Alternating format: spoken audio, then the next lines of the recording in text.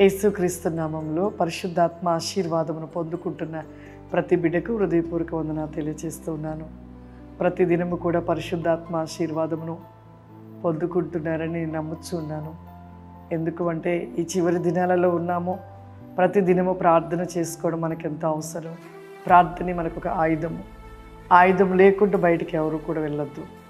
ఆయుధంతోటే బయటికి వెళ్ళాలి సాతాను జయించాలి అంటే. కాబట్టి మన చేతిలో ఆయుధం ఉంటుంది, కానీ పదును లేదు. పదును కావాలి అంటే నువ్వు లేచిన వెంటనే ప్రార్థన చేయాలి. ప్రార్థనే నీ యొక్క చేతిలో ఉంటున్న ఆయుధానికి పదును. ఆ పదును కలిగి ఉండాలి.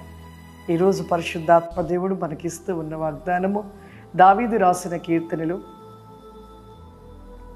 78వ అధ్యాయము 11వ వచనము. ఆయన క్రియలను, ఆయన వారికి చూపిన తన ఆశ్చర్య క్రియలను వారు మర్చిపోయిరి.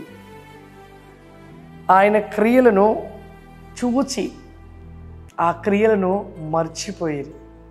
మర్చిపోయినది ఆనాడు ఐగుప్తులో ఉంటున్న ఆ యొక్క ఇశ్రాయేల్ ప్రజలను విడిపించి ఎన్నో అద్భుతాలు, ఎన్నో సూచక్రియలు, ఎన్నో ఆశ్చర్యకార్యాలు అవి చూసినా కూడా మర్చిపోయారు.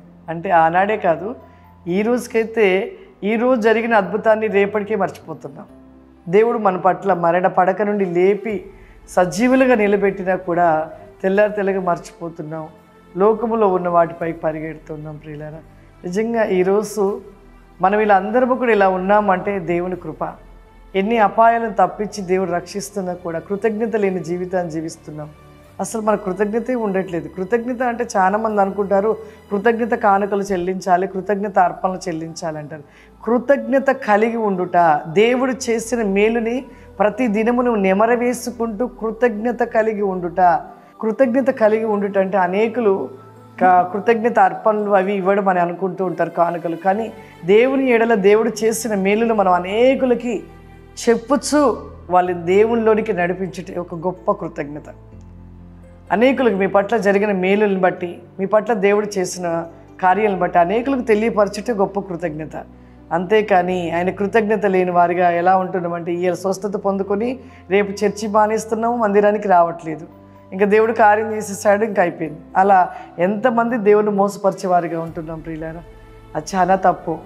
దేవుడు చేసిన కార్యాలను ప్రతిరోజు నెమరు వేసుకుంటూ కృతజ్ఞత కలిగి అనేకులకి నీ పట్ల జరిగిన మరి ఆ అద్భుతమైన సాక్ష్యాలను తెలియపరుస్తూ అనేకులకు ప్రభు గురించి ప్రకటించుటే గొప్ప కృతజ్ఞత కలిగి ఉండటం. ఆ విధంగా కలిగి ఉన్నారు జీవితంలో దేవుడు గొప్ప ఆశీర్వాదాలని దేవుడు అనుగ్రహిస్తాడు. ప్రార్థన చేసుకుందాం. సర్వశక్తివంతుడ దయగల తండ్రి, నీకు వందనాలు చెల్లిస్తున్న ప్రభా, ఈ ప్రోగ్రాం చూస్తున్న ప్రతి బిడ్డనైనా మీరు దీవించండి, ఆశీర్వదించండి. పరిశుద్ధాత్మ దేవా నీకు వందనాలు.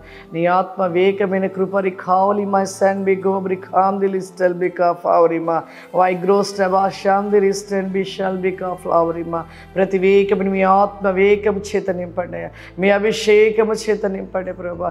వారి జీవిత వేకములు నీ గొప్ప వికాసమైన కృప వికాసమును దయచేయమని యేసు నామములో అడుగుచున్నాను తండ్రి. ఆమేన్.